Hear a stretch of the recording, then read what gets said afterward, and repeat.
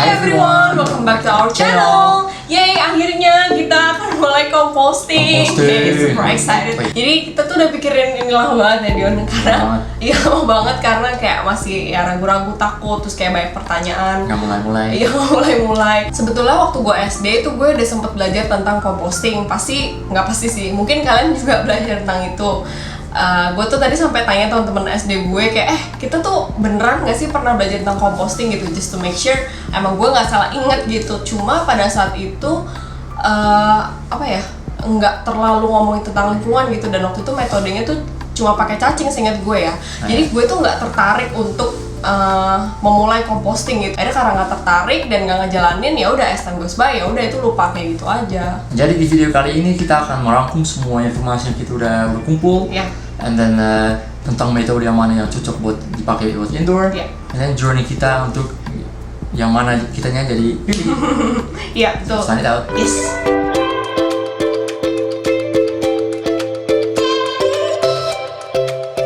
Alright, so this video may be a little bit long because we want to cover the whole journey of how we finally made the decision of which method we're gonna use. Biar kalian bisa juga making your own decision which method is suitable for you. We've broken the video down into 3 sections, so if you want to check out in the description box, there are all the time marks and you can click on it and then skip to the method you want to find out more about. Little disclaimer, we're no expert at this topic at all. We're just 2 newbies starting with composting and sharing our journey with you guys, because this is what the channel is all about.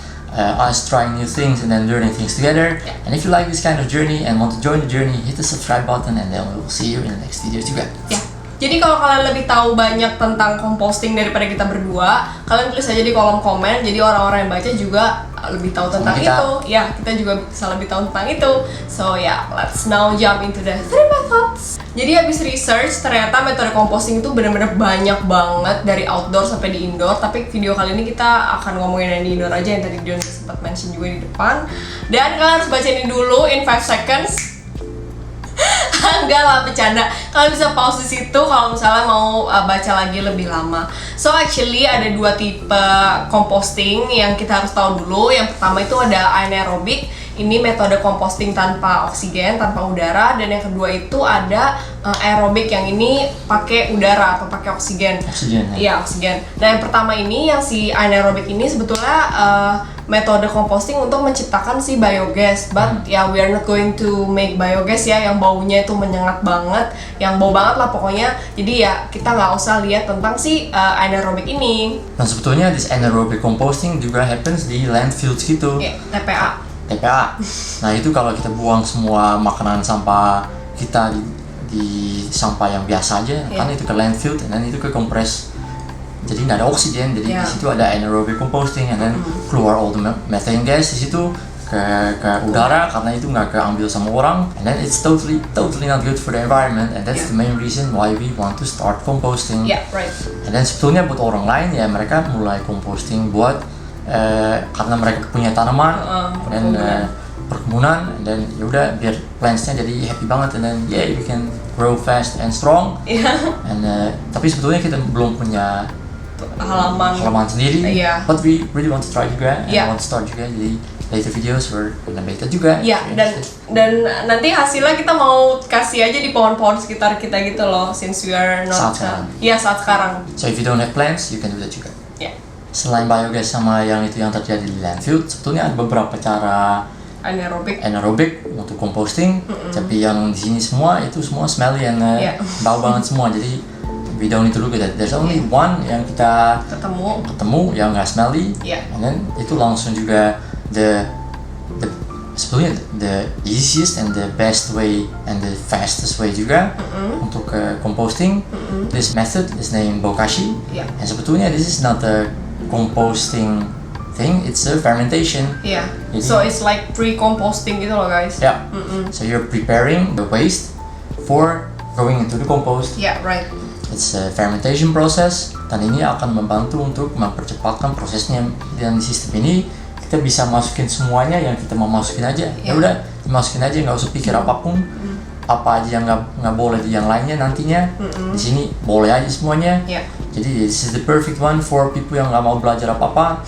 Ya udah, intinya just get the box, throw it all in there, udah masukin aja, and then udah tutup, udah nggak bau juga. Ya. Mantep. Sama kita bisa juga menggunakan si air yang keluar dari tempat ini, ada kerannya itu bisa dikeluarin, dan itu jadi air lindi namanya. Lindi. Kenapa lindi? I don't know why called like that. Oh. Lindi. Ya udah, air lindi jangan minum, ini bukan buat minum. ini jadi fertilizer, and it's very useful for our plants juga. Tapi jangan lupa di making it into Dicairin. Yeah. Jangan langsung. Cuma karena yang tadi aku udah mention, this is pre-composting. Pre-composting. Jadi ini proses fermentasinya aja.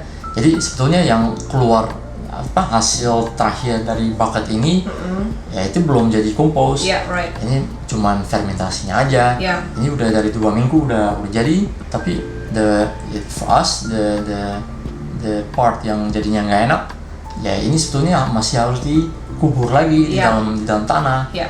Nah, and then if you don't have the space in your house, or you don't want to have a bucket dengan tanah, or you don't have a garden, ya ini agak kurang cocok buat pakai metode yang ini. Tapi if you don't mind to have this bucket, ya udah, this is the best method. And then selain itu, for this method kita butuh beli si bokashi ini. Iya, si bubuk serbuknya untuk bantu dia decompose gitu loh.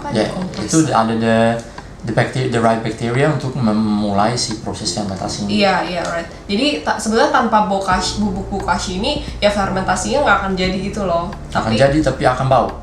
Oh ya, akan jadi tapi akan bau. Ya, lebih lama. Jadi ya tetap harus beli si bokashi bubuk ini terus gitu loh. Ya, we think like it's a bit pricey in my opinion, karena we found one store yang jual itu bagus nih sebetulnya produk-produk mereka. If you're interested, really check it out and buy from them. Namanya di sini. Yep. We have no experience yet, we have not tried it yet, tapi it looks very nice. Ya, ada Instagramnya juga. Kalau mau lihat lebih lanjut. Tapi ya balik lagi ya, kalau kita harus beli itu terus-terusan, ya itu juga pengirim terus-terusan juga. Yeah, we're thinking about the packaging also. Packaging size juga, it's not super big, jadi kita beli yang kecil-kecil terus, jadinya sampah-sampah juga. Iya. Jadi agak it looks interesting for us, tapi there's also a way untuk bikin si bokashi sendiri. Tapi ya aku lihat itu lumayan ribet juga untuk making that whole thing. Tapi it's an option, and maybe I'm interested to try it out in the future. Iya. Jadi intinya kalau aku bisa rangkum, kayak proses untuk fermentasinya ini gampang banget, kayak tinggal taruh aja. Tapi afterwards itu yang agak ribet gitu, dan kayak kamu bayar untuk kemalasan bayar untuk kemageran kamu gitu loh, bayar bubuknya itu untuk bikin dia lebih cepat terurai gitu, intinya kayak gitu deh. Jadi pilih aja sendiri. Iya. Is it nice for you? Then take this one. Iya. So ya itu tadi untuk tipe anaerob, and then sekarang kita mau bahas tentang tipe aerob yang pakai udara. Jadi kita ketemu ada 2, yang pertama itu vermicompost, dan yang satu lagi itu metode aerob yang tradisional. Nah, si metode vermicompost ini kita sering banget lihat western people pakai ini, karena kita pikir, ini spekulasi kita aja ya, karena si vermicompost ini nggak butuh warm temperatures. Jadi untuk western people ini mungkin lebih memudahkan mereka, karena mereka bisa terus composting pada saat winter. Jadi ya spekulasi kita, mungkin ini metode yang paling nyaman ya buat orang-orang di negara Eropa atau western. Yes. So that's why we find all the western videos tentang itu. Iya. Okay, so what did we found about vermicomposting? Di sini bisa aja juga sebetulnya. Banyak juga ya kemarin kita cari. Ada sih beberapa. What's the whole advantage of this vermicomposting daripada yang tanpa cacing? Ya seharusnya kalau aku ngerti yang benar, prosesnya metode yang ini lebih cepat, dan buat beberapa orang-orang, buat dia enggak, mereka suka banget sama itu jadi petnya mereka suka sama cacingnya, jadi ada sesuatu hidup, and then it's interesting to look and to watch on how that's all changing and how they all destroy all the foods and stuff like that. Especially for kids juga, untuk belajar tentang nature. Nah itu seru juga buat mereka untuk lihat halnya kayak gitu. Cuma kalau kita lihat si metode yang ini, ya kita punya banyak banget takutan dan pertanyaan juga, karena ya si cacing ini ya it's like a pet, it's a living creature. Yeah. Terus dia butuh climate yang ya emang Yang pas. buat dia, Yeah. dia bisa hidup enak, dia jadi senang juga di situ. Yeah. And then ya itu mulai dari temperature-nya yang harus benar, terus the right food harus yang dimasukin, ada yang nggak boleh, lumayan banyak yang nggak boleh. Terus jumlah yang dimasukin juga setiap berapa hari, berapa banyak, terus berapa banyak worm juga. Intinya lebih in the beginning it's a very big learning curve in the beginning. ya. Karena kita harus belajar banyak banget tentang si cacing ini, and then experimenting banyak banget sama mereka juga. Dan sebetulnya si cacing ini juga ada banyak macam-macam cacing, dan si tipe yang kita butuh buat si vermicompost ini, itu cacing yang dari luar negeri, kita import dia dulu. Ya, nggak mungkin di Indo udah banyak yang jual, tapi itu bukan cacing lokal gitu loh guys. Jadi kayak ya kita lihat juga kan kayak harganya berapa gitu di Tokped, ya itu lumayan mahal sih, di atas 120. Iya, ya itu dia akan berkembang biak di halaman itu kalau dia nggak kabur ya, karena makanan dan atau nggak mati. Iya. Nah intinya begitu. Nah kita juga pertanyakan, oke, si cacingnya butuh berapa banyak ruangnya segede berapa, and then ada juga metode yang staking ke atas, jadi ada level-levelnya, atau ada orang juga yang pakai cacing tapi lebar banget. Jadi itu ada beda-bedanya juga. Dan to be honest, si Claudia ini dia suka banget sama cacing. Dia geli guys. Geli. Gak tau, padahal waktu masih kecil. Sampai takut. Iya, padahal waktu masih kecil gue cerita juga sama Dion. Pas kecil tuh gue suka mainan cacing ya, kayak ngobok-ngobok tanah gitu, gue pegang-pegang gitu. Tapi makan kayak juga, enggak lah, gila. Tapi pas udah gede tuh kayak malah jadi yang geli gitu tiba-tiba, gak tau kenapa. Terus ya itu tadi sih kayak menurut gue terlalu bawa perasaan kali ya. Jadi kayak gue gak pengen kalau misalnya punya cacing, it's for the sake of ngabisin sisa makanan kita doang, ngabisin sampah organ kita doang, kayak nih makan gitu. Kayak gak mau kayak gitu kan, kayak belum tentu makanan yang kita makan itu mereka bisa makan juga. Kayak misalnya kulit jeruk itu kan terlalu asam ya, mereka nggak bisa, nanti mereka nggak happy. Terus apa ya, pokoknya banyak kayak emotional value yang sama cacing gitu. Dan apa ya, Dion, kayak terlalu responsible iya, untuk kita bisa saja salah. Iya, soalnya kan memang melibatkan makhluk hidup kan dalam proses itu. Ya emang at the end hasilnya lebih bagus ya Dion kalau vermicompost. Oh ya, katanya itu sih. lupa juga bilang. Iya, katanya lebih nutritious for the first lebih gembur gitu ya. Make sense sih, karena melibatkan makhluk hidup kan, dia kan bergerak terus tuh cacing di dalam tanah, jadi kayak tanahnya komposnya makin subur gitu. Tapi ya itu tadi harus responsible with the makhluk hidup, living creature yang ada di dalam situ.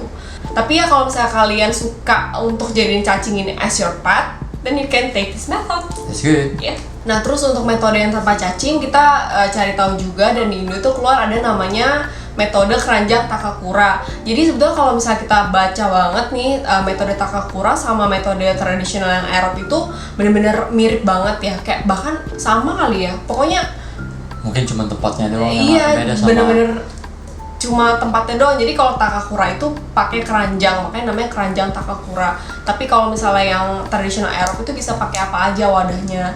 Terus kalau si Takakura ini kita lihat juga dia tuh pakai cairan mol ya, atau bioactivators. Itu bisa dibikin dari tempe atau dari peyem atau gabungan gula merah gitu. Pokoknya ada beberapa cara khusus untuk si Takakura ini. Dan ya selebihnya sama ya, mirip banget. Kalau prinsipnya sama aja kayak si Arab ini. And then kalau kita lihat itu dari Western, mereka mau namain ini hot composting. Oh ya. Nah, karena yang ini emang di dalamnya akan jadi panas karena the microorganisms akan making it all warm and stuff. Negatifnya di sini ya ada hasil komposnya katanya ya nggak nutritious sama si vermicompost itu. But yeah, still okay lah, still usable. Dan seharusnya karena nggak ada cacingnya yang bantu kita, ya si proses ini jadinya agak lebih lama juga. Dan kita harus gerakin sendiri dengan ngaduk itu per 2 atau 3 hari gitu. Jadi harus ya aduk lah buat beberapa orang kayak kotornya tapi ya for us it's alright, it's not a problem. Dan selain itu kalau aku lihat sendiri ya aku spekulasi sendiri sedikit, si metode yang ini butuh kayaknya lebih banyak tempat coba sih ini sampai kita, and then we have to have 3 times the amount of brown stuff, itu leaves atau cardboard atau apa, intinya pokoknya sesuatu yang ada carbon lah Ya. and then ya berarti yang jumlah yang ini dikali 3 lagi ya jadinya banyak banget dong volumenya. Jadi ya tempatnya seharusnya ya lebih lebih gede lagi. Tapi ya biasanya kayak setelah 1 atau 2 minggu dia akan turun kan volumenya ke bawah, jadi kayak bisa diisi lagi. Cuma ya itu mungkin tempatnya tetap harus yang besar ya, karena sekali isi ya harus dikali 3 si brown itu tadi. Ya, dan mungkin beberapa orang juga ini jadi pertanyaan si brown stuff itu ya itu kita ambil dari mana? Karena mungkin kalian nggak punya bapak-bapak atau ibu-ibu yang kumpulin daun-daun di samping jalan, dan ya bisa ambil dari mana? Ya kalian bisa sapu-sapu sendiri di jalan. Woi, ayo. Enggak, atau alternatifnya bisa pakai itu sekam bakar, sekam Ya, padi. tapi itu harus beli.